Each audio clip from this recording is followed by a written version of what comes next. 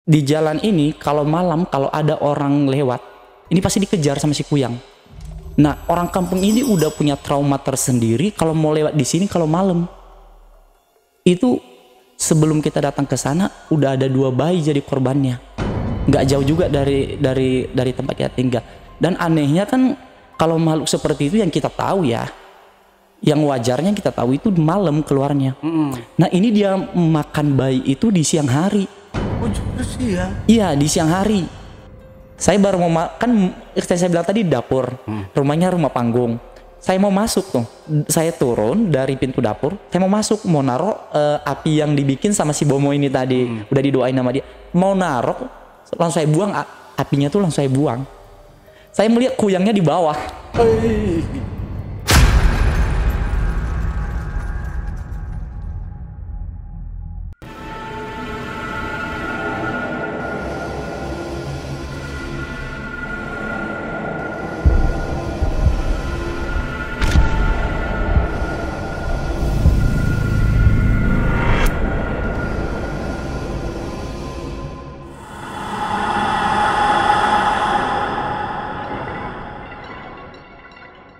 Assalamualaikum warahmatullahi wabarakatuh. Jumpa lagi dengan saya, Ale Jejak Backpacker.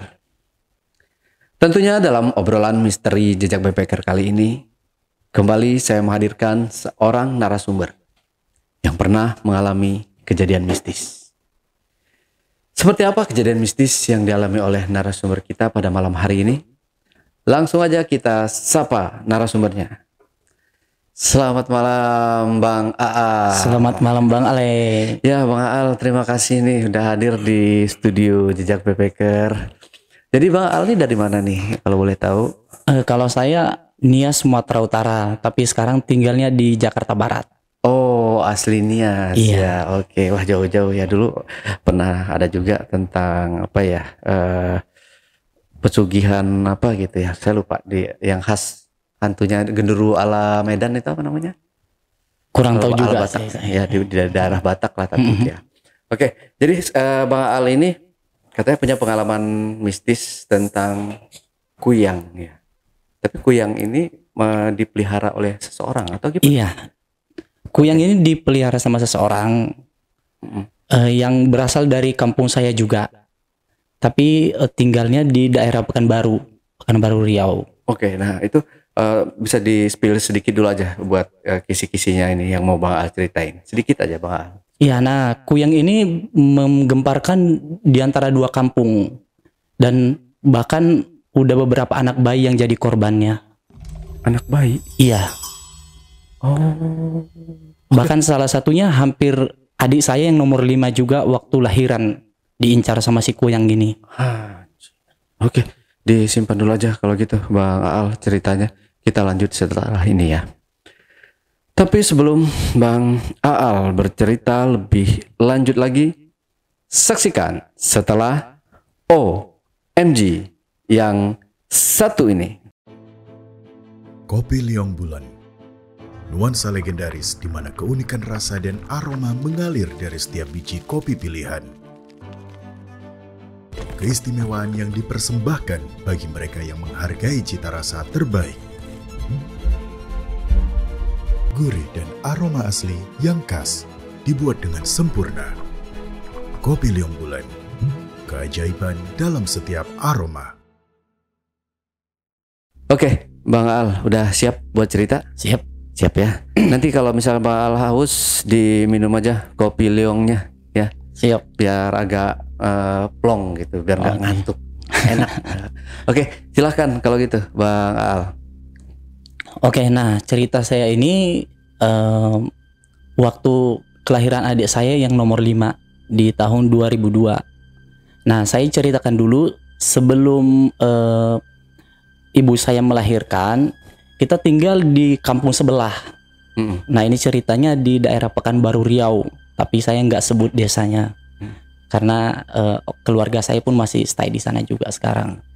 Nah, waktu itu kita tinggal di suatu rumah. Kalau di Jakarta kan kita rumah harus dikontrak atau ngekos gitu kan. Kalau di sana itu kalau ada rumah kosong boleh tuh kita pinjam asal dengan cacatannya rumah kita bersihkan dan sekitarnya. Nah kebetulan waktu itu kita dikasih satu rumah, kita bisa numpang di satu rumah, rumahnya gede banget, tapi rumah panggung, karena di sana itu di pinggir laut. Nah rumah panggung, kita di situ tinggal di salah satu rumah, tetangganya lumayan jauh karena rumah ini memiliki tanah 4 hektar. 4 hektar dia satu rumah di situ. Nah kita disuruh jaga membersihkan kebun yang 4 hektar ini dengan kita boleh tinggal di rumahnya. Nah, saya ceritakan sedikit ya rumahnya ya. Rumahnya itu di pinggir laut. Pinggir laut itu ada tanah sekitar dari pinggir laut itu 300 meter. Baru di daerah rumah kita, baru sampai rumah kita. Nah, di antara tanah sama tanaman kayu bakau. Kayu bakau itu ada paret 1 meter. Nah, itu batas kebun yang kita tinggal dan rumah kita di depan paret ini. Nah di depan paret ini yang di pinggir laut ini TPU pemakaman. Nah kita tinggal di situ nggak beberapa lama karena ada kejadian aneh di situ. Kejadian anehnya jam 6 sore kita selalu dengar di TPU ini ada seorang wanita yang teriak-teriak. Suka teriak-teriak kayak minta tolong dan kita sering dengar suara nangis. Nah kan otomatis 4 hektar kebun itu baru ada rumah lagi di sana, otomatis tetangga lumayan jauh dong. Ya ada 300 apa 400 meter lah tetangga. Nah kita di situ nggak betah tinggalnya. Karena kenapa? Bapak saya waktu itu dia nggak tinggal sama kita. Bapak saya kerja di hutan waktu itu. Nah saya dengan ibu dan adik-adik. Nah setiap sore kita diganggu dengan yang seperti itu. Dengan yang penting tiap sore itu pasti ada, tiap harinya. Jadi tiap sore itu kita dengar ada orang teriak-teriak, tapi cewek teriak-teriak dan nangis. Itu bahkan sampai 7:30 malam baru berhenti. Nah, dan yang bikin kita waktu itu pindah dari tempat itu kita diganggu sama salah satu di jam 1 malam, ya. Jam 1 malam suatu saat saya ingatnya 2 apa 3 bulan lah kita tinggal di sana. Kita diganggu sama satu orang kakek-kakek. Nah seperti yang saya ceritakan tadi, rumahnya kan panggung. Jadi ada tangga kalau mau masuk ke pintu depan itu ada tangga, 3 tangga lah kalau nggak salah, 3 tangga. Nah jam 1 sore itu ada yang ngetok rumah. Nah memang orang tua saya itu, ibu saya itu dia kalau ada yang ngetok rumah ataupun siapa yang datang mau siang hari atau malam hari itu selalu bangunin kita. Karena memang seperti itu pesan bapak. Jadi kalau pesan bapak itu jangan satu orang yang buka pintu gitu. Jadi kalau ada yang datang bangunin semua, baru buka pintu rame-rame gitu. Karena mungkin ngelihat kita nggak ada laki-laki yang gede gitu ya, yang bisa dipercaya kali ya sama bapak ya. Nah jam 1 malam saya ingat kita buka, kita semua, saya ya, dan ada 3 orang, 2 orang adik saya lagi, 1 orang kakak, jadi 4 orang anak ya. Nah, sama ibu saya. Kita melihat ada kakek-kakek yang duduk di bawah tangga. Nah, ada kakek-kakek yang duduk di bawah tangga itu berjubah putih, kepalanya botak. Itu badannya gede banget. Nah, kita buka. Pas kita buka kita kaget. Nah, kita di situ nangis. Ibu langsung tutup pintu lagi. Kita intip. Nah, dia jendela zaman dulu yang kayu, tapi kayak ada kayak dibikin ventilasi gitu. Oh iya. Gitu. Nah, kita ngintip dari situ. Nah, itu si kakek waktu kita intip itu, dia kayak bawa kantong gitu. Bawa kantong, nyebarin sesuatu di halaman rumah kita. Nah nyebarin sesuatu, waktu itu kita langsung dibawa ibu ke kamar.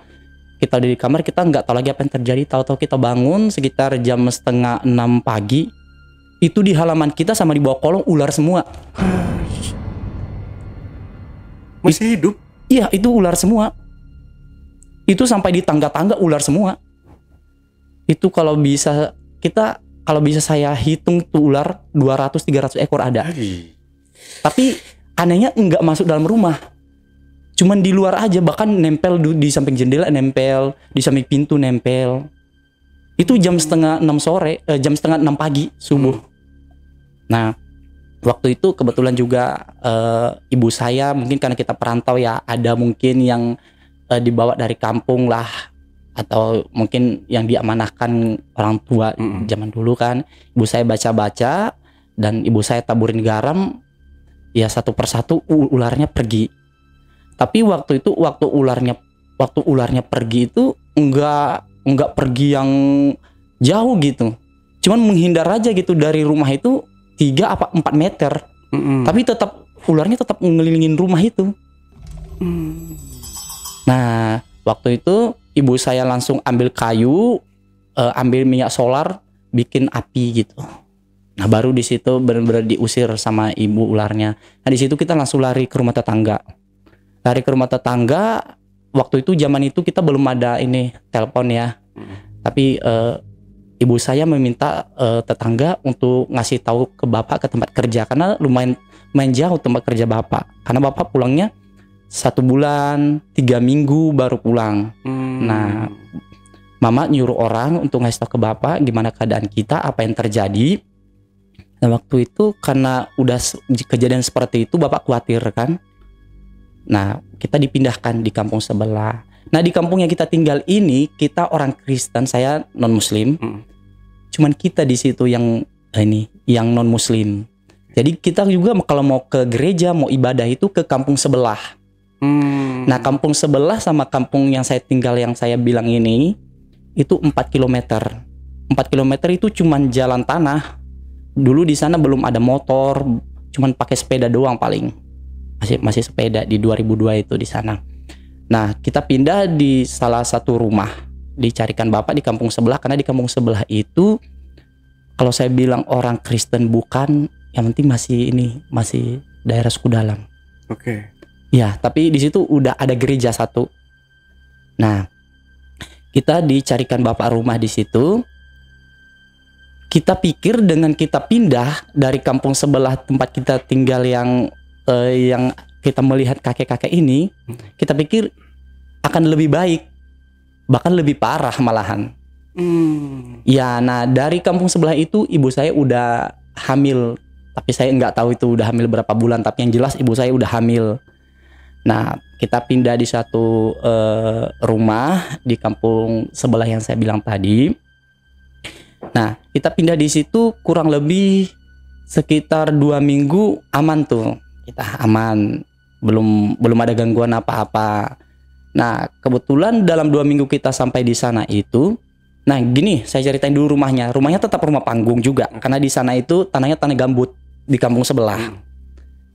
Yang di rumah yang sebelumnya tadi saya bilang itu karena di pinggir laut ya.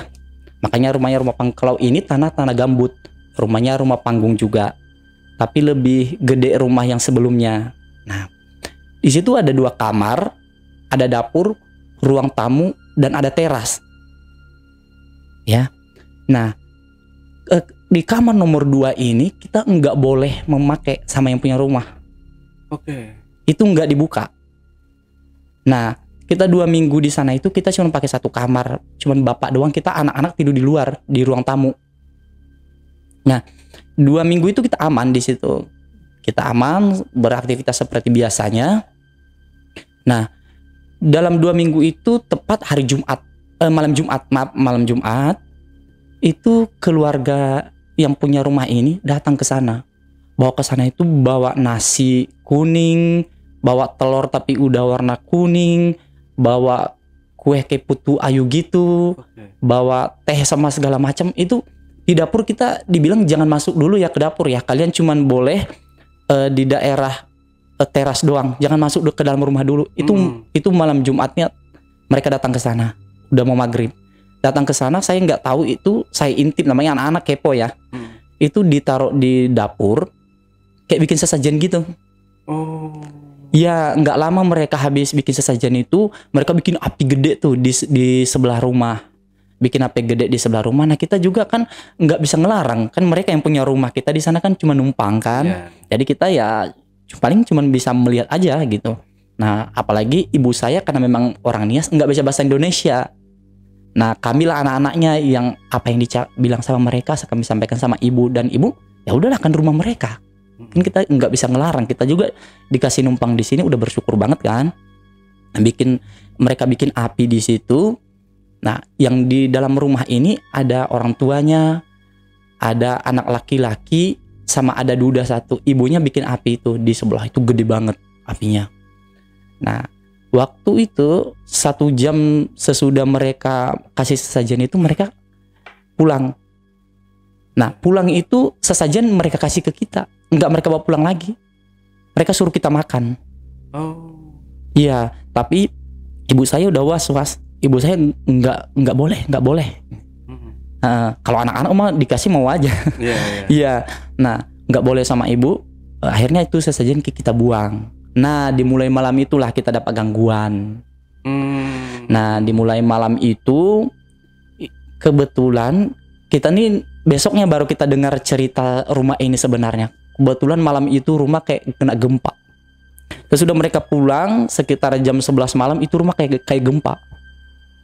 Nah, yang saya bilang tadi kan ada rumah ini 2 kamar. Kita cuma dibolehkan pakai kamar nomor 1. Yang nomor 2 nggak boleh dan nggak dibuka kamarnya.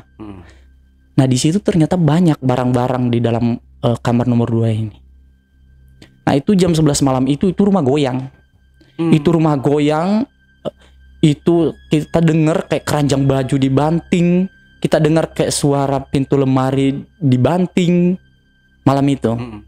Nah, tapi ibu di situ berusaha nenangin kita. Itu nggak apa-apa, karena dari dulu memang ibu saya selalu gini ya, selalu meyakinkan kita walaupun kita masih kecil waktu itu. Ibu selalu bilang mereka ada, tapi yang penting kita nggak ganggu gitu. Kita hidup berdampingan, mereka ada gitu. Dan memang saya juga dari umur 6 tahun setengah saya udah bisa melihat makhluk-makhluk yang seperti itu. Nah, kebetulan malam itu jam 1 malam saya keluar. Saya mau ke toilet. Nah, toiletnya pisah dari rumah. Saya mau ke toilet, ditemani sama ibu, adik-adik yang lain di kamar. Nah, saya ke toilet. Pulang dari toilet itu, saya dan ibu berdua melihat satu orang perempuan berdiri di depan pintu kamar nomor 2. Nah, itu pintu kamar nomor 2 kebuka. Kita melihat satu orang perempuan di situ, tapi dalam keadaan bunuh diri. Iya, nah kita lihat di situ gandir. Iya, dia kegantung. Nah, di situ rumahnya di atasnya itu seng, tapi nggak ada plafonnya. Jadi di situ masih ada tiang-tiang panjang gitu. Nah, di situ dan saya lihat itu talinya, saya nggak fasih dengan tali apaan itu. Panjang kayak sarung gitu panjang. Nah, itu ada di lehernya kegantung. Dan pas kita mau lewat di depan kamar nomor 2 ini kan kita melihat tuh perempuan ada yang kegantung. Itu ibu saya langsung pingsan. Adik-adik saya yang lainnya dengar ibu saya karena papan rumahnya kan. Jadi kaget. Jadi ngebuka kamar, udah ibu kita bawa ke kamar. Nah, kita namanya anak-anak nggak bisa ngapain, bisanya cuma mijitin ibu doang kan. Biasanya kita mijitin ibu doang. Sampailah itu pagi, kita nggak tidur. Nah, sampai besok pagi kita ngomong ke tetangga. Karena yang punya rumah ini dari tempat kita tinggal lumayan jauh. Nah, jadi kita ngomong ke tetangga ngasih tahu, kalian tahu nggak rumah ini kenapa ditinggal, kenapa nggak ditempati? Ini tadinya satu orang pasangan muda dan istrinya lagi hamil. Nah, ternyata istrinya lagi hamil, suaminya selingkuh. Nah, karena suaminya selingkuh, istrinya bunuh diri. Tapi dalam keadaan lagi hamil di rumah itu. Nah, ternyata yang saya bilang duda itu ternyata itu suaminya yang datang bawa sesajen itu. Iya, tapi sebenarnya kalau saya dengar dari kampung situ, orang kampung situ yang sama suku dengan mereka, katanya mereka kayak mau ngasih tahu ke dia gitu, kalau rumah ini ada yang nempati dan jangan diganggu. Oke. Tapi kita nggak tahu ya, dianya nggak boleh kita tinggal di situ atau seperti apa kan. Nah, kita pindah di rumah itu udah lumayan gede juga sih. Ini kandungan ibu udah mau hampir melahirkan. Nah, waktu itu juga di kampung itu kita tinggal udah beberapa bulan, itu udah gempar. Sebelum kita tinggal di sana juga sebenarnya udah gempar, tapi kan baru kita dengar yang namanya kuyang ini. Nah, yang saya bilang tadi antara kampung yang saya tinggal sebelumnya yang nggak ada non muslim, di sana muslim semua, sama kampungnya saya tinggal yang sekarang itu 4 kilometer. Nah, di situ nggak ada rumah sama sekali. Akses mau menuju ke kampung sebelah ini nggak ada rumah sama sekali. 4 kilometer nggak ada. Itu tanaman sagu semua. Nah, di jalan ini kalau malam kalau ada orang lewat, ini pasti dikejar sama si kuyang. Oh. Nah, orang kampung ini udah punya trauma tersendiri kalau mau lewat di sini kalau malam. Dan bahkan di kampungnya saya tinggal yang saya bilang di rumah tempat yang bunuh itu sebelum kita datang ke sana udah ada 2 bayi jadi korbannya. Nggak jauh juga dari tempat kita tinggal. Dan anehnya kan kalau makhluk seperti itu yang kita tahu ya, yang wajarnya kita tahu itu malam keluarnya. Nah, ini dia makan bayi itu di siang hari. Oh, justru ya? Iya, di siang hari. Di ayunan, ibunya lagi ngayun bayi baru lahir, benar-benar baru lahir. Ibunya aja masih dalam keadaan ya belum sehat. Diambil sama dia, sama kuyang ini. Nah, jadi di sana itu karena udah ada 2 kejadian yang kuyang ini makan bayi. Di sana itu mereka saya nggak tahu apa namanya ya. Di hutan sana itu ada kayu, tapi kayunya itu berduri. Saya nggak tahu namanya apa. Nah, itu selalu mereka gantung-gantung di rumah. Dan setiap bayi di sana itu di ayunan mau di baju bayinya tuh harus digantung gunting kuku zaman dulu yang ini, yang besi, yang besi, yang bisa dilipat. Nah, itu digantung. Itu penangkalnya katanya. Nah, karena kita masih orang baru di situ ya, belum tahu banget kejadiannya seperti apa. Nah, kita juga enggak terlalu ya, orang masih belum ngelihat sama sekali gitu kan. Masih dibilang percaya ya percaya, tapi dibilang nggak percaya juga iya gitu kan. Nah, jadi bapak ini dulu dia pernah jadi kepala rombongan KR. Kepala rombongan. Jadi di salah satu karyawan dari bapak ini ada salah satu anak muda, dia itu yatim piatu. Nah, karena ibu saya lagi hamil tua, kami kan masih kecil-kecil nih. Nah, bapak saya menugaskan si anak ini untuk menjaga kita. Maksudnya disuruh ngambil air atau apa gitu, karena ibu saya udah hamil tua kan. Nah, disuruh sama bapak si anak ini untuk nemenin kita. Nah, si anak ini yatim piatu dan udah lama juga ikut sama bapak. Jadi si anak ini udah dianggap kayak anak sendiri sama bapak. Bahkan juga kalau kami dibelikan baju sama bapak atau sama mama, anak ini dibelikan baju. Kalau saya bisa tafsirkan itu umur anak 15 apa 16 tahun. Dia nekat merantau, dia sama-sama orang Nias, marga gula waktu itu. Namanya ya taruhlah saya kasih Ucok ya, saya kasih. Nah, anak ini ketika tinggal sama kita selalu disuruh sama mama. Jadi mama itu pengen apa disuruh. Nah, kampungnya saya tinggal yang tempat yang bunuh diri yang saya bilang itu nggak ada pasarnya. Jadi kalau di sana itu sekali seminggu pasar, adanya di kampung yang saya tinggal sebelumnya. Nah, di situ setiap hari hari Rabu malam Kamis pasar di sana. Nah, tapi malam pasarnya itu jam 4 sore sampai jam 10 malam. Nah, yang saya bilang tadi ini kan kita harus melewati kebun sagu kalau mau ke kampung sebelah ini, kalau mau ke pasar. Iya. Oke lah kita jam 4 berangkat dari tempat kita atau jam 3 dari tempat yang kita tinggal sekarang ini ke pasar. Pulangnya kan pasti malam. Iya, benar. Pasti udah maghrib dong pulang kan. Bayangkan jalan kaki 4 km kan. Nah, kita waktu itu sempat pulang malam. Kita habis dari pasar buat stok 1 minggu cabai apa segala macam, berdua sama saya tuh. Berdua sama saya.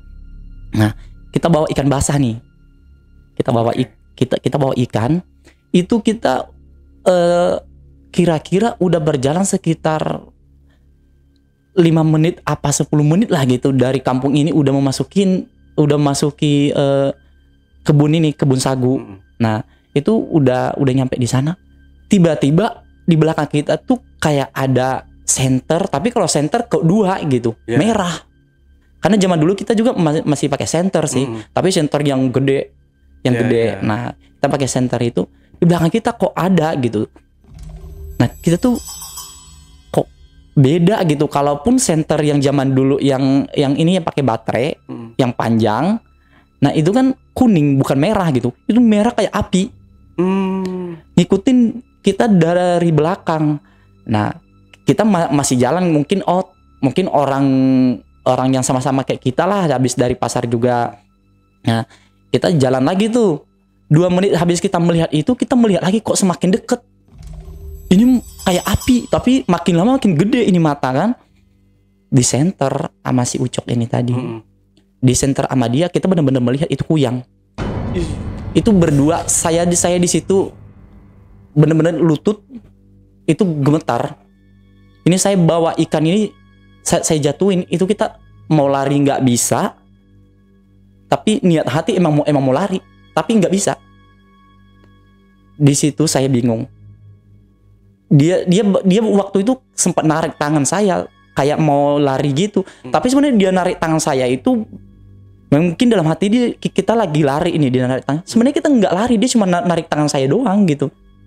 Ataupun dia mau meyakinkan saya, kamu melihat juga apa enggak sih gitu kan. Nah, jadi waktu itu kita nggak tahu ya. Anak ini kok inisiatif. Itu ikan yang ada sama saya yang jatuh di kaki saya diambil sama dia, dilempar. Nah, waktu dilempar itu di situ kita langsung lari. Begitu ikan basahnya dilempar, kita langsung lari. Nah, itu kita lari, kita udah nggak ngelihat kiri kanan, nggak ngelihat ke belakang lagi. Itu saya dibawa lari sama dia sampai pegangan tangan. Sampailah kurang lebih ya jam 8 lewat lah sampai ke rumah. Nah, itu kita nggak cerita sama mama, nggak cerita karena mama saya itu dari dulu udah sering sakitan, jadi ya janganlah dicerita sama mama dulu, nanti kalaupun cerita ke tetangga lah gitu. Karena cerita sama mama pun ya mama juga sama kayak kita orang awam di situ kan, belum tahu gimana situasi di situ kan. Nah, singkat cerita kita cerita tuh besok paginya ke tetangga. Nah, di depan kita ini kebetulan itu tuh kalau zaman sekarang ini biduan panggung. Nah, kalau zaman dulu di sana itu nggak ada biduan yang kayak sekarang. Di sana itu cuman dia gimana ya, buka speaker, nah ada yang joget gitu. Tapi di sana dibilang biduan, di sawer kalau di sana. Nah, namanya saya samarin Mila namanya. Nah, diceritalah ke si biduan ini karena orang tuanya udah sekitar 80 tahun, pastinya tahu dong gitu kan. Diceritakan, iya selama ini diceritakan si Ucok ini, jawaban si orang tuanya ini, iya selama ini yang kita takutkan itu si kuyang ini. Dan bahkan setiap orang melahirkan didatangi sama si kuyang ini. Nah, bahkan di situ kita dengar cerita ini, kita keinget sama ibu dong. Nah, kita keinget sama ibu. Si Ucok ini dia pergi nyamperin bapak ke hutan. Lumayan jauh. Bapak saya dari dulu emang kerja di hutan. Dan dia nyamperin bapak kerja di hutan, ngasih tahu situasi di kampung itu seperti apa. Nah, gantian bapak saya pulang, si Ucok tinggal. Jadi kepercayaan bapak waktu itu untuk mengelola pekerjaan lah gitu. Tinggal. Tahu-taunya ini bocah dikasih kepercayaan malah keluyuran. Keluyuran, dia ke kampung tempat kita tinggal yang sebelumnya, yang saya bilang kita ketemu yang melihat orang tua di bawah tangga itu. Oke. Nah, dia ke situ lagi. Kebetulan di belakang rumah kita, yang rumah yang udah kita tinggalin itu, ada satu keluarga yang anaknya 2 dan suaminya ikut sama bapak juga. Nah, nggak tahu si anak ini, padahal ibu itu udah umur 30 lebih lah gitu. Padahal dia masih umur belasan tahun kan. Dia demen sama si ibu ini. Oh. Iya. Nah, dan mungkin sebelum-sebelumnya suami dari si ibu ini udah tahu gerak-gerik si Ucok ini. Tahu-taunya begitu ya, kita nggak bisa bilang mereka melakukan hal apa. Saya juga nggak tahu apa yang mereka lakukan. Yang saya tahu si Ucok ini dibunuh sama suami si ibu ini. Iya, dibunuh sampai waktu olah TKP sampai 10 kali dibacok. Iya, yatim piatu tinggal sama kita udah dianggap sama orang tua saya sebagai anak. Nah, singkat cerita, kan waktu dia tinggal sama kita itu dia semua yang ngerjain, dari nyuci piring, dari ngambil air apa segala macam. Sesudah sekitar 4 hari dia udah meninggal, itu dia gentayangan. Itu piring-piring kita semua kayak kita sering melihat dia nyuci piring, sering kita ngelihat dia nyuci piring. Mama kadang-kadang berdiri di situ, mama nangis sendiri, ingat gitu sama dia, kok udah meninggal pun masih seperti itu gitu. Nah, singkat cerita, dia sering gentayangan seperti itu, tapi kenapa kita nggak terlalu takut, karena nggak ada hal-hal yang dia mau gangguin kita atau enggak. Paling yang kita lihat dia nyuci piring atau kain, kadang-kadang kita tuh lihat kayak digesernya, tapi kita lihat bentuk aslinya seperti waktu dia hidup. Iya, itu setiap malam kita ngelihat dia, dimulai dari 4 hari dia meninggal itu. Nah, singkat cerita, ibu saya lahiran. Nah, ibu saya lahiran. Nah, yang saya bilang tadi rumah panggung, otomatis itu kan papan. Jadi papan itu kan ada sedikit lubang-lubangnya kan antara papan sama papan itu. Jadi contohnya kalau ada yang tumpah dari atas sampai ke bawah. Nah, jadi ibu saya lahiran ini ada kendala dua malam 2 hari ibu saya ini kesakitan. Nah, ibu saya kesakitan, kita manggil kalau di sana itu ya namanya Bomo namanya. Dukun beranak. Dukun beranak. Nah, dukun beranak ataupun Paraji kalau. Dukun beranak ataupun ya yang bisa lah orang pintar di sana namanya itu Bomo, bahasa di sana. Kita panggil. Nah, kita panggil itu ternyata ibu saya ini sebenarnya masih belum saatnya melahirkan. Karena di sana nggak ada rumah sakit, nggak ada bidan atau puskesmas, nggak ada, karena benar-benar kampung terpencil. Nah, ternyata belum saatnya ibu saya melahirkan. Nah, ternyata ibu saya baru ngehnya karena dibilang sama si Bomo ini, kamu ini sebenarnya disantet. Disantet. Baru ngehnya gini, dari anggota bapak ini ada suatu orang bapak-bapak umur 51 tahun. Nah, si Mila ini yang saya bilang tadi biduan, tetangga kita yang di depan rumah ini, yaitu waktu itu di situ kembang desa. Nah, si bapak ini duda dari kampung, dari Nias sana. Ini orang Nias juga nih punya cerita. Iya. Nah, waktu itu dia pernah ngomong ke mama dia suka sama si Mila ini. Sementara si Mila ini masih umurnya 23, 25 lah. Ya kan? Dan di sana dia kembang desa. Banyak anak-anak muda yang memang ngedekatin dia kan, dibandingkan si bapak ini yang udah umurnya udah kepala 4 kepala 5 lah. Si bapak ini udah uban di mana-mana. Tapi kan andalan si bapak ini, saya kan punya pelet yang dari kampung, dari Nias ini. Nah, waktu itu si Mila ini sering nih, saya kan ada kakak kakak cewek. Oke. Nah sering nih main ke tempatnya kita. Nah waktu itu saya samarin aja namanya siapa kali ya, si A ya. Si bapak ini ya, namanya si A ya. Nah bapak ini minta mama ngasih makanan ke si Mila ini. Oke. Tapi udah di jampi-jampi dulu sama dia, udah didoain sama dia, mungkin dikasih pelet atau apa.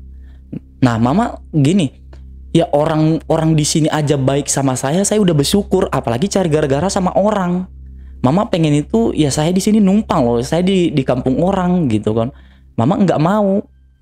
Nah karena mungkin cara mama menolak kemauan si bapak ini untuk ngasih makanan buat si Mila ini, mungkin saya nggak tahu ya kayak gimana seperti apa. Mungkin mama nasehatin kali, kita di kampung orang nggak boleh seperti itu atau kayak gimana ya. Mama saya nyampaikan sakit di hati. Oh.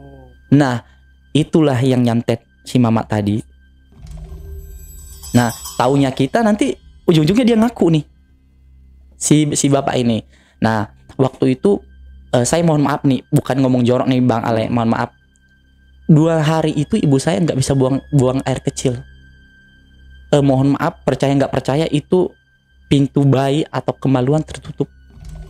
Oh. Nah gitu santetnya. Oke. Nah tertutup, tapi mau lahiran, ini mules mau lahiran tapi jalan bayinya ketutup. Nah jadi 2 hari itu kita bingung, sementara akses ke sana itu cuma bisanya sepeda Bang Ale. Itu contohnya kalau kita bawa orang sakit, itu di sepeda harus kita ikat dan kita tuntun, nggak bisa kita naikin karena emang benar-benar jalan yang gimana sih, cuman jalan dicangkul-cangkul gitu. Nah waktu itu dua hari itu kita bingung, ini akan seperti apa nanti si mama ini kan. Nah itu jam 4 pagi itu mama udah gelisah. Dia kita bukan rak piring ya, tapi ada kayak lemari yang nggak kepake, piring kita taruh di situ. Emang udah seperti itu ditata di rumah itu, sebelum kita ada emang udah ada. Nah mama ngebuka lemari itu, mama megangin lemari itu. Nah di situ mama kayak pecah ketuban gitu dalam 2 hari itu. Oke. Nah dalam itu subuh, jam 4 subuh. Nah itu kayak pecah ketuban gitu, darah sama air gitu. Nah saya bilang tadi kan rumah papan, ada sela-sela papannya, tumpah ke bawah. Nah pas tumpah ke bawah itu 2 hari itu ini si Bomo ini tinggal sama kita, makan dia segala macam kita siapin karena mama saya ini bener-bener kesakitan banget. Gitu. Nah kita nggak tahu, mungkin juga reaksi obat yang dikasih si Bomo ini ya, kebuka pintu yang ketutup saya bilang tadi, pecah ketuban, itu darah sama air ya tumpah ke bawah. Nah si Bomo ini ngomong, ngebangunin saya kan anak laki-laki paling gede nih. Ngebangunin saya, bangun di bawah, tolong kamu bikin api di bawah tumpahnya air ketuban ini. Ternyata saya mau turun. Nah kita disuruh si Bomo itu cari periuk atau piring yang besi, atau yang apa ya waktu itu, yang kaleng kali ya, kaleng. Nah apinya dibikin di situ. Oke. Nah tapi jangan ditaruh, jangan benar-benar bikin api di tanah, enggak di alas, karena ini kan tanah gambut, merembet kemana-mana kan kalau dibakar di bawah.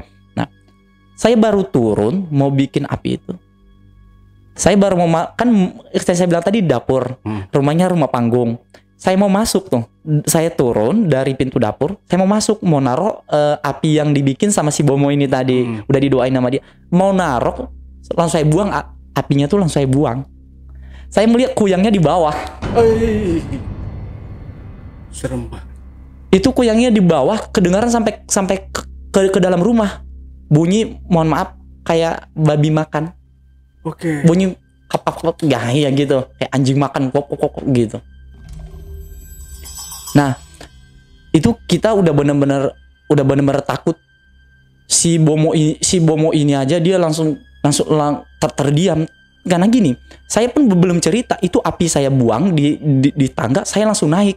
Itu langsung begitu saya naik itu, saya masuk ke rumah, belum ngomong apa-apa, di dalam rumah ngomong di bawah ada sesuatu yang makan, karena kita dengar kayak babi makan, kayak babi berebut makanan gitu, tapi cuma satu yang saya lihat.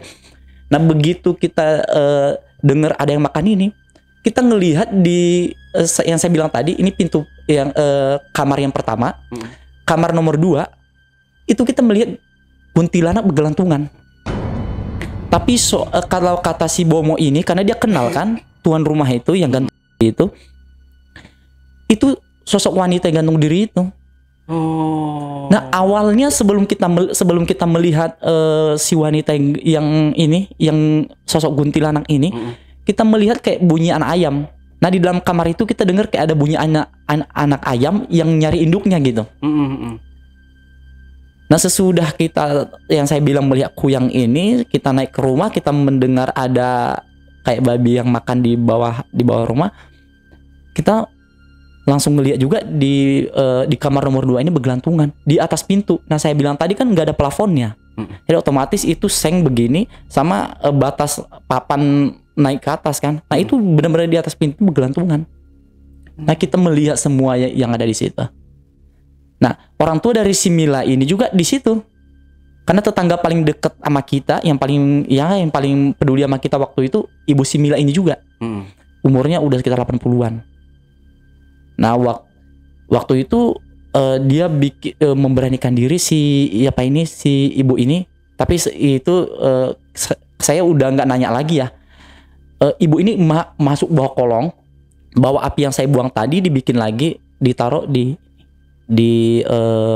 bawah, di bawah di tempat air ketuban tumpah itu. Tapi saya nggak nanya masih ada kuyangnya apa enggak, kenapa dia berani naruh gitu kan. Nah singkat cerita itu udah 2 hari nih ibu saya kesakitan, masih belum lahir juga.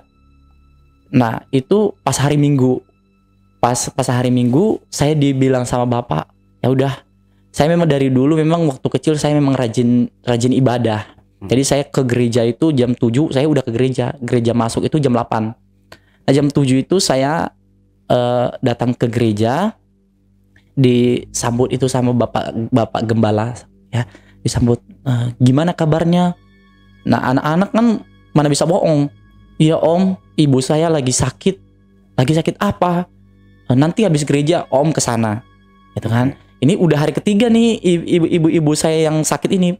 Nah perasaan ibu itu kayak bener-bener mau melahirkan tapi nggak bisa. Tapi 2 hari yang benar-benar ketutup itu, yang saya bilang itu. Nah ibu saya masih di rumah, nggak bisa diajak gereja, maunya si pendeta sih dibawa ke gereja.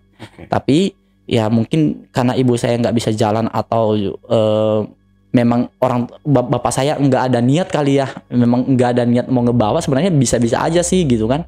Nah kita habis gereja itu jam 12, masuk jam 10 kalau orang dewasa, masuk jam 10, kelarnya jam 12. Nah jam 1 itu satu gereja tuh datang ke rumah.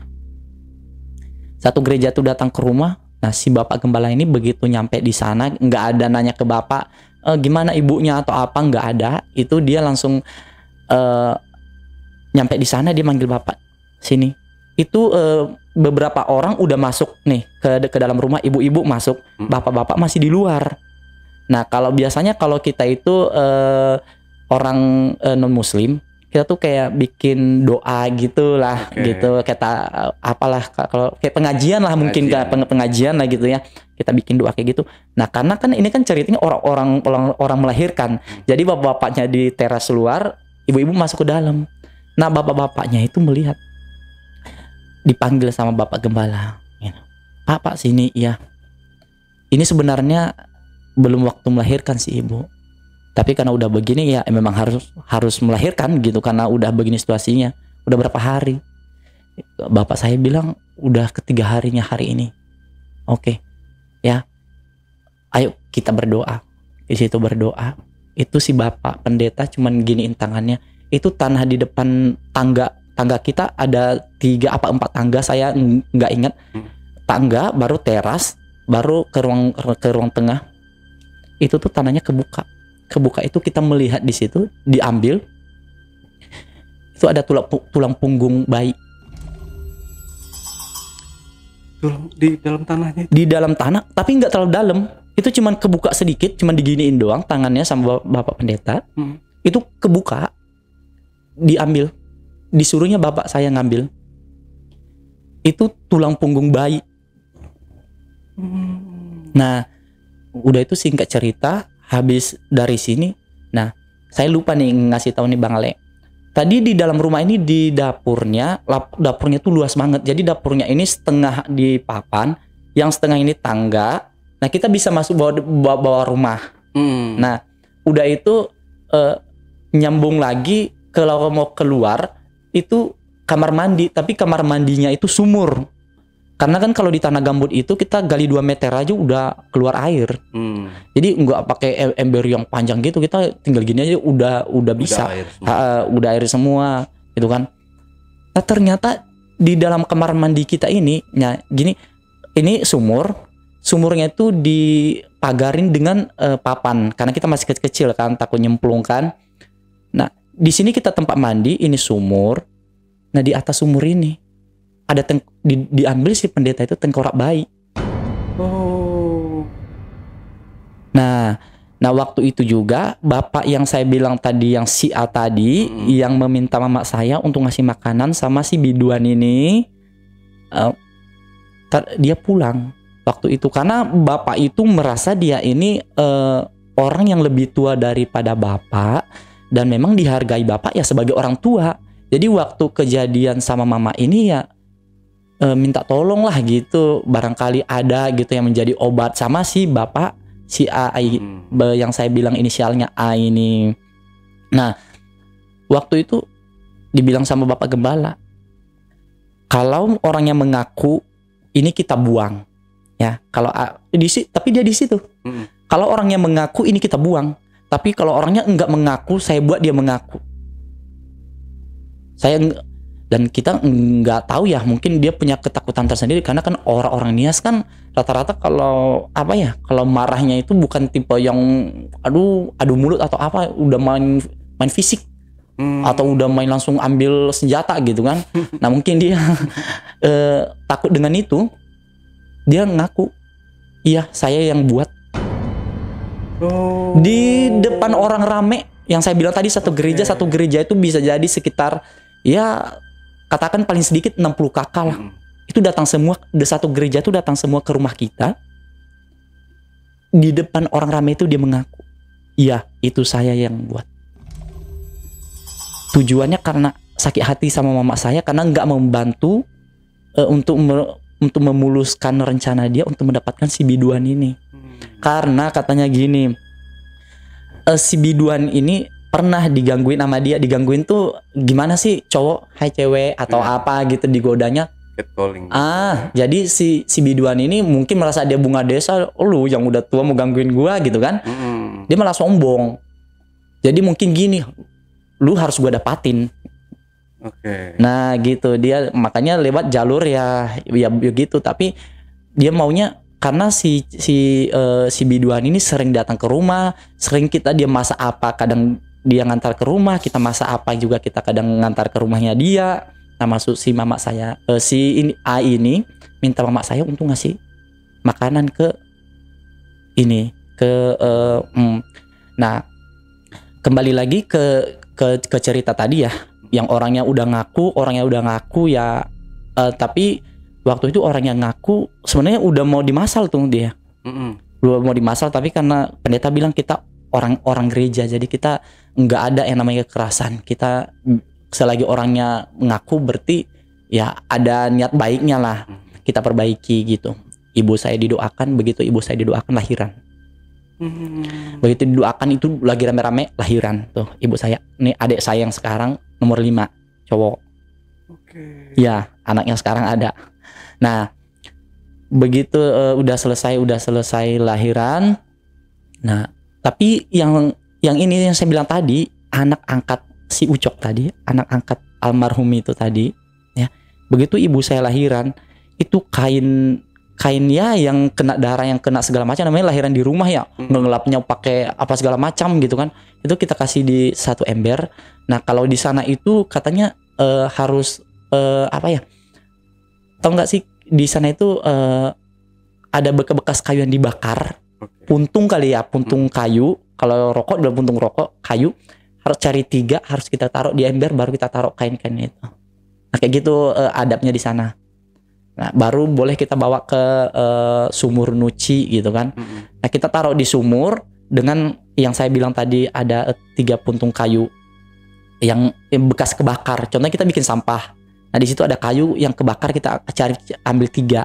Nah, itu yang dikasih tahu sama si Bomo yang bantu mama melahirkan ini. Nah, waktu kita mau kamar mandi udah sore, saya kan gini, bapak saya bilang, tolong nak kamu kasih rinso, karena tadi belum dikasih rinso. Begitu ngelap-ngelap ini segala macam, taruh di ember, taruh di sumur, belum direndam gitu kan. Bapak saya nyuruh saya ngerendam. Begitu bapak saya suruh ngerendam, saya ngelihat si Ucok ini lagi nyuci kain mama saya itu. Nah, di situ sore itu ini udah nggak bener lagi kan, karena wajar sih kalau saya bilang juga dia gentayangan orang nggak ada saudaranya sama sekali yang tahu kematian dia, dan juga jasadnya cuman yang dikuburkan cuma sebagian, karena kita nggak tahu sebagian karena seminggu baru dapat jasadnya. Karena orangnya yang ngebunuh sempat kabur. Waktu itu sempat juga saya nggak tahu ya, sempat katanya heboh juga waktu masa itu, sempat masuk media juga di 2002 itu kejadiannya. Nah, jadi wajar aja sih kalau orang di situ bilang wajar aja sih kalau dia juga gentayangan. Ya tapi kan ya karena kita udah merasa dia udah meninggal itu udah nggak wajar aja kali gitu ngerjain yang kayak gitu. Emang dia waktu semasa hidupnya si almarhum ini emang tanpa disuruh, ada piring kotor dicucinya, ada kain yang belum dilipatnya. Jadi bahkan diam-diam kadang itu kain ibu saya, kain kita semua dicuci sama dia. Tapi kalau tahu ibu saya marah. Itu udah di luar dari pekerjaan lah maksud ibu saya kan. Nah, saya ngelihat itu. Nah, itu udah merasa nggak wajar. Itu agak sorean ya. Saya bilang tadi kan ibu saya lahiran itu sekitar jam 2. Karena jam 1 tadi orang gereja datang, jam 2-an ibu saya lahiran. Nah, agak sorean jam 4 kejadiannya. Nah, itu begitu saya melihat itu, Bapak, kenapa? Ada yang nyuci kain. Siapa yang nyuci kain? Ya saya dengan polosnya si Ucok. Itu bapak saya udah merasa nggak wajar. Udah nggak merasa nggak wajar, langsung datangi si pendeta lagi. Ini kami juga sebenarnya diganggu sama almarhum, tapi kami udah ikhlas gitu. Emang yang ngurus pemakaman dia juga kami bapak juga. Cuman waktu itu yang waktu dikasih sama bapak ada 3 jarinya yang nggak ada. 3 jari nggak ada, kuping sebelah kanan nggak ada, dan kaki kirinya nggak ada. Ya, yang waktu dimakamkan. Tapi udah kata bapak, saya juga nggak tahu kayak gimana cara memakamkan orang ya. Udah diganti dengan batang pisang katanya supaya dia jangan nyari lagi. Tapi tetap nyari juga. Nah singkat cerita, waktu itu 2 apa 3 hari kali ya, saya lupa. Sesudah ibu saya lahiran, bapak saya kan sebagai kepala rombongan, sebagai bosnya kan di tempat kerja itu, jadi harus pulang ngecek lagi karena udah hampir seminggu 2 minggu lah bapak saya nggak ada masuk kan. Bapak saya pulang ke tempat kerjanya, ibu saya lagi tidur siang jam 2 itu beserta sama adik saya yang nomor 5 itu di ayun.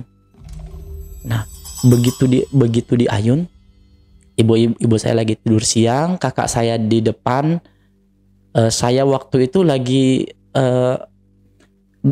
jadi di sebelah rumah kita itu banyak tanaman daun kelor.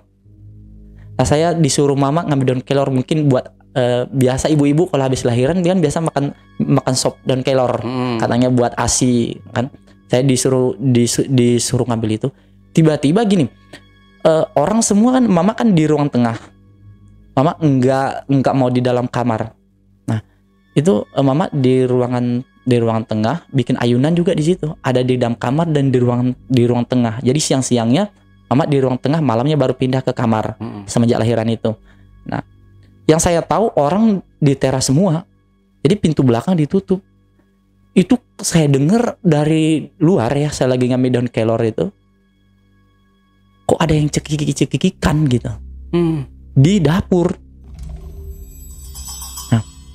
Begitu saya dengar itu, kayak cek ke dalam, tapi saya lewat pintu depan, saya nggak berani lewat pintu belakang kan. Ternyata pintu belakang kebuka. Nah, saya dari depan saya lihat pintu belakang kebuka. Saya pelan-pelan, tapi saya nggak ngasih tahu ke mama atau apa, lewat gitu kan. Lewat ngelihat. Ternyata benar. Itu ada di atas lemari piring tempat ibu saya lahiran yang saya bilang itu sosok wanita yang ada di kamar nomor 2 itu. Nah, begitu juga saya lihat yang di kamar nomor 2 itu ada di pintu di atas lemari piring di dapur. Dari pintu belakang itu saya melihat juga ada sosok kuyang ini. Lagi mantau ayunan adek. Nah, kita di waktu itu percaya nggak percaya dengan penangkal kali ya bahasanya ya.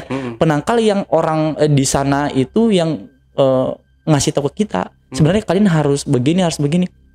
Nah, begitu saya melihat itu, saya pelan-pelan mundur, saya diikutin. Saya diikutin mundur, karena saya jalan mundur, saya mijak kaki ibu dong.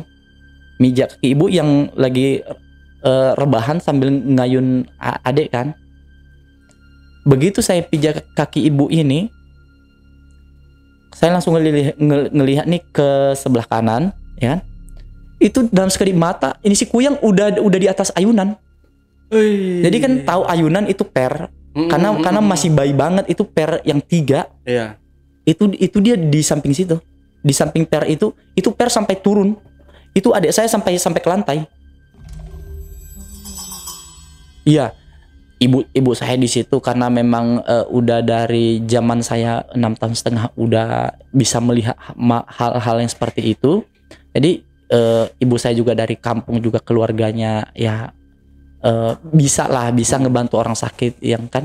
Jadi ibu saya baca-baca. Itu begitu ibu saya baca-baca, ini saya dengar suara teriakan di belakang. Si teriak, ya saya bisa pastikan itu pasti kuntilanak yang saya lihat itu. Saya dengar teriakan tapi dengar keras langsung jauh gitu.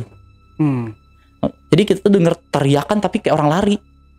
Lama-lama jauh gitu kan. Nah, si kuyang ini begitu dibaca-baca sama mama, rumah itu kayak goyang. Dia pergi tapi rumah itu kayak mau runtuh. Itu yang di teras juga ngerasain. Itu kakak sama si Mila. Nah, saya bilang si Mila tadi itu ada di situ. Dia masuk, ada apa gitu. Gempa kali ya? Enggak, kata mama enggak. Mama enggak ngasih tahu ke mereka. Saya sama mama yang tahu. Nah, itu kejadiannya hari itu. Besoknya saya dengar cerita ke tetangga. Nah, tetangga ini dia punya anak umur 4 tahun. Satu suku dengan kita. Cuman si laki-lakinya satu suku dengan kita, orang Nias. Dia nikah sama orang desa di situ. Dia punya anak 1. Nah, saya sebut aja lah nama si laki-laki ini si Joni. Nah, begitu kita hari itu kejadian, sore itu kejadian, ya mungkin siang bukan sore kali ya, jam-jam 2-an kali ya. Nah, besoknya kita dengar si anak ini dimakan sama si kuyang. Anak tetangga kita ini, anak si Joni ini. Bapaknya itu saya nggak tahu ya pekerjaannya apa, tapi ya kadang seperti bapak saya juga, kadang pulangnya seminggu 2 minggu. Nah, dia cuma tinggalnya berdua doang sama anaknya. Berdua doang sama anaknya, dia tinggal di situ. Nah, waktu itu kata si istrinya ini, dia ninggalin anaknya itu pengen ke warung. Emang nggak jauh warung dari situ. Nah, begitu dia pulang-pulang, anaknya itu ya tahulah anak-anak umur berapa ya? 2-3 tahun apa 4 tahun lah, masih lucu-lucunya lah gitu ya. Badannya gemuk. Itu begitu dia pulang, itu anaknya kurus tinggal tulang. Dan begitu dia pulang ngebuka pintu, dia memang melihat si kuyang itu ada di atas ayunan. Itu waktu saya ngelihat waktu anak yang meninggal itu kayak kayak ada kudis-kudis gitu. Oh, oke. Kayak ninggalin bekas gitu ya. Iya, kayak ada bekas kudis-kudis gitu. Iya. Di sekujur tubuh anaknya. Nah, jadi di situ udah semenjak yang saya dengar, yang saya tahu itu dimulai dari sebelum kita udah ada 2 korbannya, dan hampir kita juga, adik saya, keluarga saya jadi korbannya, dan ini korban yang udah diambilnya lah yang ketiga, yang anak si Joni ini. Nah, waktu itu bapak saya pulang juga dengar ini kan, karena gini, kita kan cuman beberapa di situ orang Nias perantau di situ kan, jadi terjadi sesuatu atau apa ya kita harus ada lah gitu, harus namanya kita di situ walaupun dia kampungnya beda sama kita, tapi kita di situ udah kayak keluarga karena kita sama-sama perantau kan. Nah, bapak saya pulang ngurus pemakaman ini juga, ngebantu ngurus pemakaman ini juga. Nah, mereka nanya lah sama yang udah sesepuh di sana. Maksudnya sesepuh itu kalau di sana itu yang udah tua lah di sana, yang dituakan di sana nanya. Nah, ternyata apa ya? Kita tuh nggak merasa selama ini karena mungkin kitanya yang kurang pergaulan sama masyarakat di sana, atau memang mereka yang nggak senang dengan kita gitu. Jadi pas bapak saya ke tempat sesepuh itu sebenarnya kayak gimana sih, kayak kurang diterima gitu loh. Maksudnya ya udah lagi gitu. Nah, sebenarnya karena penyebab kuyang ini tadi dari suku kita juga ternyata. Nah, diceritakanlah sama si sama si sesepuh ini yang nggak bisa saya sebut namanya, orangnya udah almarhum sekarang. Diceritakan sebenarnya kalian itu bersyukur udah kami terima di sini. Suku kalian itu udah kami terima di sini, kalian itu harus banyak-banyak bersyukur. Kenapa? Di sini tuh kalau ada orang Nias datang, kami mau loh katanya. Karena yang bikin kampung kami sekarang gak aman dulu katanya gitu. Mereka tuh mau tengah malam dari kampung yang sebelah yang tempat saya tinggal sebelumnya itu. Itu tuh mau tengah malam, mereka mau ke hutan, mau kemana itu mereka nggak ada gangguan sama sekali gitu. Nah, semenjak yang ini ceritanya ini semenjak datang orang Nias ke sana, pertama kali orang Nias menginjakkan kaki ke sana, kampungnya nggak saya sebutkan lah. Jadi dia datang ke sana beserta istrinya. Nah, udah tuh waktu dia nyampe ke sana itu lumayan disegani katanya si orang Nias ini. Ya, lumayan diseganinya gini. Dia di situ pamer-pamer, aku orang Sumatera, aku ya kebal. Sampai waktu itu katanya pernah dia nyari masalah sama orang sampai dibacok juga nggak mempan. Dibakar juga nggak mempan. Ya, saking kayak gitu. Nah, kita singkat cerita katanya istrinya meninggal. Siapa ini? Si orang Nias ini. Istrinya meninggal. Nah, kita nggak tahu ya, mungkin karena ilmunya gede kali ya. Istrinya lah yang jadi kuyang itu. Nah, kenapa orang kampung situ bisa ngambil kesimpulan yang jadi kuyang itu istrinya? Nah, begini ceritanya. Nah, di antara yang saya bilang tadi kampung sebelah sama kampungnya saya tinggalin itu 4 kilometer. Nah, itu hutan, tanaman, sagu semua. Mungkin kalau saya bisa gambarkan itu kayak perkebunan kelapa sawit tapi sagu. Oke. Jadi rawa-rawa. Kalau sagu itu hidupnya di rawa-rawa. Nah, jadi itu hutan luas banget. Nah, waktu itu katanya sempat habis dia dibakar, habis dia dibacok-bacok itu nggak lama, nggak sampai sebulan katanya istrinya meninggal. Tapi enggak tahu meninggal karena apa. Dan masyarakat di situ karena benci sama dia, sama perilakunya yang anggar-anggar, yang sosokan itu, masyarakat di situ enggak mau bantu pemakaman atau apalah gitu. Paling beberapa aja kali tetangganya, daripada mungkin gini entar bau atau apa kalau dibiarkan gitu, ngebantu dia memakamkan.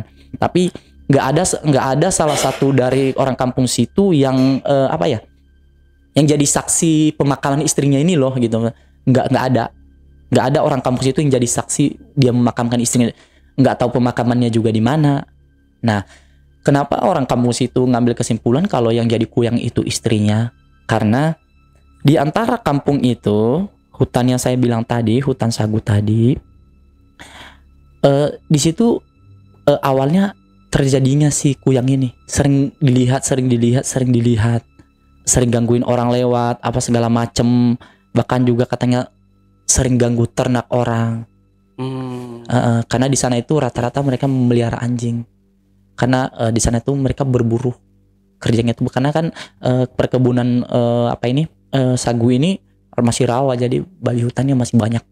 Jadi orang kampung situ, orang suku situ, dia suka ngeburu itu babi hutan.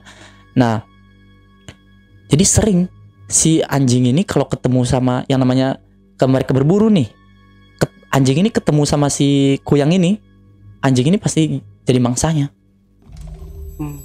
Jadi ya seperti itu, anjing tadi yang mungkin sehat atau apa, ntar kalau ditemukan jasad anjing ini kurus. Kurus, dan kalau andai itu pun dipotong, mungkin udah pernah dipotong sama mereka ini cerita dari sesepuh itu ya, dipotong itu nggak ada darahnya sama sekali. Jadi setiap apa yang korbannya ini nggak ada darah sama sekali. Nah, jadi didapatkanlah salah satu, ada katanya yang berburu, didapatkanlah katanya jasad seorang perempuan, itu cuman badan doang, duduk di bawah pohon. Kalau di sana itu kayu yang paling mahal kalau di daerah Pekanbaru itu kayu punak namanya. Jadi buahnya itu suka banget monyet datang. Nah, jadi suka banget buahnya suka jatuh. Jadi di bawah itu sering banyak binatang lah kayak rusa apa segala macam sering datang ke situ. Nah, otomatis ya pemburu pun akan mendekati pohon ini. Nah, ketika dilihat di sana ada jasad seorang perempuan yang masih berpakaian, dan jasadnya itu masih segar. Dan sementara kalaupun mengingat meninggal istri dari siapa ini, yang saya bilang tadi, si orang Nias ini tadi, itu tuh udah berbulan-bulan katanya. Jadi harusnya kalau itu jasad yang normal itu udah bangke, udah harusnya udah bau, udah hancur. Nah, ini jasadnya masih segar. Nah, itu yang menemukan itu pulang ngasih tahu ke mungkin yang dituakan di desa itu. Nah, mereka ada sekitar 8-10 orang datang ke sana, laki-laki semua. Nah, makanya mereka yang saya bilang tadi, mereka bawa botol. Jadi waktu itu masih zaman itu minuman yang paling apa di sana itu, boleh saya sebutkan namanya, yang pepeh gitu, Asoka. Asoka ya, Asoka itu dipecahin, masukin. Jadi ternyata waktu dilihat jasadnya itu cuman nyampe di sini. Ini jasadnya bolong. Jasadnya itu bolong. Nah, jasadnya itu bolong, dimasukin lah botolnya tadi. Karena mereka yakin ini kuyangnya. Ini badan si kuyang itu. Jadi dimasukin botol, dan yang saya bilang tadi di hutan sana itu banyak banget, nggak tahu kayu apa namanya. Itu tuh dia berduri. Kayunya tuh berduri, gede-gede durinya. Nah, itu dicincang-cincang, masukin dalam. Nah, semenjak itulah katanya kuyang itu mau siang, mau malam, kalau memang dia waktunya datang ya datang. Kalau dulu cuma malam doang. Tapi semenjak badannya itu dijadikan seperti itu, dia mungkin udah nggak bisa kembali ke ininya, ke badannya. Makanya dia mau siang malam pun dia ada. Dan sampai sekarang. Sampai sekarang. Cuman kalau sekarang ini udah mungkin ya udah orang di sana juga udah memilih agamanya masing-masing. Ada yang Muslim, ada yang masuk Kristen. Tadinya mereka, saya nggak bisa nyebut lah. Mereka kayak yang saya tahu, orang Muslim Lebaran mereka ikut Lebaran, orang Kristen Natalan mereka ikut Natalan. Jadi nggak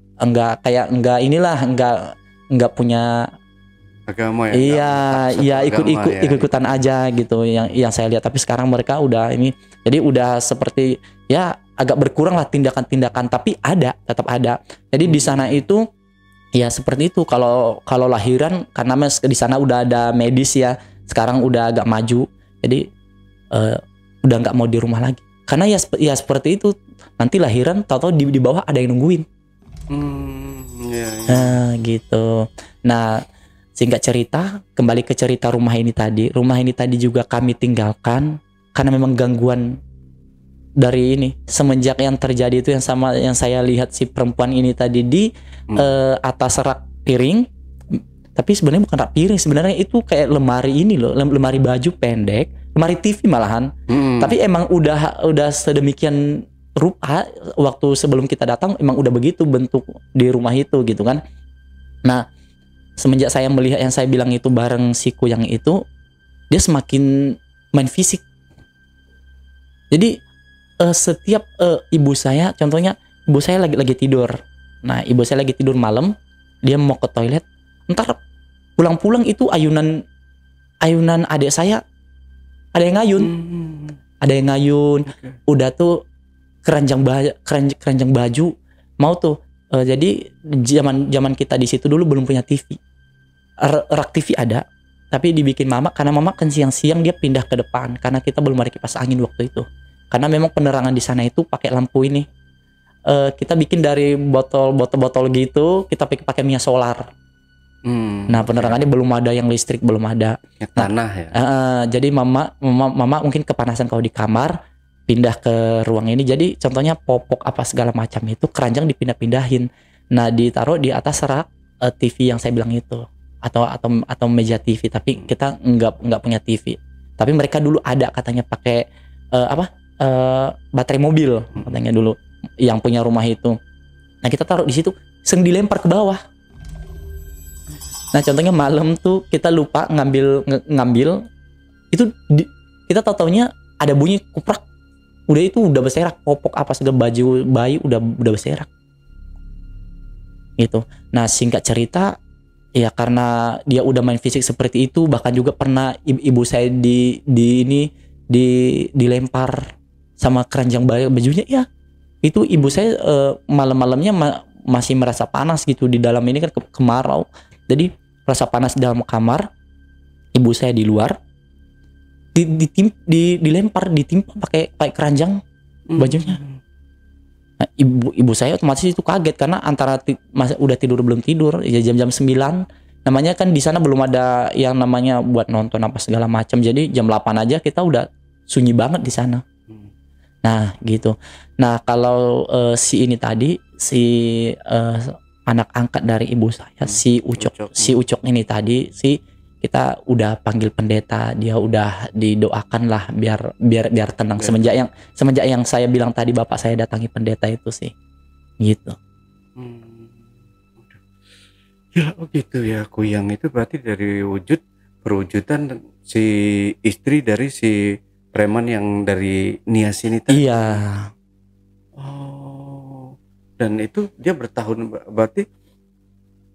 bertahun-tahun dia berkeliaran dong ya. Berkeliaran. Mengganggu warga sekitar. Dan itu hanya warga kampung itu, hanya 2 kampung itu aja apa kampung lain juga? 2 kampung itu. Karena yang saya bilang tadi, akses jalan menuju ke 2 kampung ini, hutan tanaman sagus itu, di situ ditemukan jasadnya. Dan dia masih muter-muter di situ. Jadi muter di 2 kampung ini doang. Gitu. Nah, mesti kan kalau Kuyang ini kan ulah manusia ya. Betul. Buatan iya, betul. Manusia yang mengilmu gitu ya. Iya. Bikin apa ya namanya sebutnya ya mengilmu lah kayak gitu ya. Jadi dia bikin si Kuyang ini gitu. Iya. Nah, itu ketahuan si pemilik Kuyang ini. Si pemilik Kuyang ini kabur. Semenjak ditemukan tubuh istrinya, dia kabur. Karena maaf saya lupa tadi ngasih tahu. Nah, di sana itu waktu saya bilang kan ada gereja. Nah, salah satu di gereja itu kalau saya bilang susah sih saya menjelaskannya, tapi ini versinya Kristen ya. Kalau di versi Kristen, pengerja di gereja. Jadi pengerja di gereja tuh yang ikut sama pendeta, dan dia mungkin lagi nantilah sesudah dia kerja di situ nggak tahu berapa tahun dia belajar pendeta di situ, dia baru dinobatkan jadi pendeta. Masih sekolah gitu, masih sekolah. Salah satu sekolah. Orang Nias. Nah, jadi yang kerja sama yang tinggal sama pendeta ini, si pengerja gereja ini itu juga ngasih tahu ke orang kampung situ, bisa sebenarnya kita ngebunuh dia. Karena kan saya bilang tadi, pernah dulu sebelum itu dia yang dibacok, yang dibakar nggak mempan. Nah, ada yang sama-sama orang Nias ngasih tahu bisa sebenarnya. Nah, mungkin karena dia dengar itu, terdengar di telinga dia ada orang Nias yang bisa ngebocorin untuk penangkal ilmunya ini. Nah, di situ dia kabur. Dan apalagi setelah jasad istrinya ditemukan, dan itu bisa dipastikan itu jasad istrinya. Dan syukurnya ya si adiknya nggak jadi korban ya. Nggak jadi korban, sekarang sehat walafiat. Tinggal di mana sekarang adiknya? Sekarang masih di daerah Pekanbaru, cuman masih di sekitar kampung yang saya bilang tadi. Cuman udah pindah kampung tapi ya, cuman pindah kampung, iya, udah pindah kampung. Oke, Bang Aal, ada yang mau ditambahin lagi nggak nih kira-kira sebelum kita akhiri? Boleh kali, mungkin gini ya, saya kan orang Nias, mungkin saya bisa pengen mau menyampaikan pesan sih buat teman-teman orang Nias yang mau merantau gitu. Karena kan saya dimanapun saya merantau, puji Tuhannya saya selalu ada saudara angkat, ada ibu angkat. Bahkan saya 2 bulan di Bogor aja saya udah bisa dapat ibu angkat, bapak angkat gitu. Tapi saya ingin ngasih tips ke mereka supaya apa? Karena kebanyakan orang Nias kalau merantau itu mengatakan gua jauh-jauh dari Nias pasti gua udah penuh gitu. Jadi pengen sih disampaikan buat orang Nias ya, kalau memang ada niat mau keluar dari daerah kita Nias gitu kan, ya dirubahlah cara ininya. Pengen itu doang sih. Cara-cara dahulu, cara-cara kita di kampung itu rubah. Kalau kita mau sukses di kota. Buang jauh-jauh deh kayak gitu. Dan pengen gini, itu salah satu pengalaman saya juga semenjak di Jakarta sampai saya bisa punya single dan sekarang bisa kenal para artis yang senior. Saya sebenarnya siapa, tapi dengan cara saya gitu. Nggak memakai sifat orang Nias. Kalau orang Nias kan begitu, gua bisa pegang terminal, gua bisa gitu, gua kebal. Tapi bukan itu. Bang Al, nah katanya Bang Al juga punya channel YouTube nih, mungkin mau diperkenalkan, mungkin teman-teman mau ngelihat tentang apa nih channel YouTube-nya nih Bang, kalau boleh tahu. Oh, ini single lagu. Oh, lagu, nyanyi-nyanyi. Iya. Okay. Single lagu dangdut koplo. Oh gitu. Baru belajar sih, baru belajar. Oh, baru belajar. Iya. Ya, tapi nama channelnya? Nama channelnya Aal Satria Official. Judul lagunya Sang Bidadari. Ciptaan dari grup Dian Gaul, salah satu temennya si Adi Basarul. Oh, oke. Iya. Bisa dinyanyiin sedikit mungkin Bang Aal? Biar tahu juga nih di akhir di closingan inilah di akhir cerita ya, sedikit aja mungkin. Tapi jangan yang rapnya ya. Boleh, ini boleh. Lagi. Iya. Oke. Mungkin bulan di atas awan menerangi kehidupan, cinta dan kasih sayang tak akan pernah hilang. Oke, mantap. Oke, Bang Al, terima kasih buat waktunya, keren nih. Mudah-mudahan singlenya banyak ditonton orang. Amin. Ya. Channel YouTube-nya banyak viewer, banyak subscribernya. Amin. Ya. Oke, teman-teman, itulah tadi obrolan misteri Jejak Backpacker bersama narasumber kita Bang Aal. Jangan lupa untuk selalu support channel YouTube Jejak Backpacker dan channel YouTube Ale Jejak Backpacker.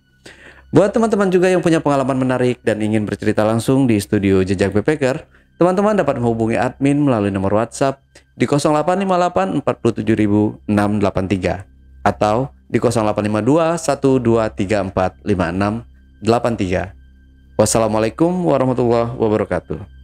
Oke, Mbak Al, terima kasih. Sekali lagi saya doakan pokoknya sukses selalu buat Mbak Al ya. Amin. Sampai jumpa.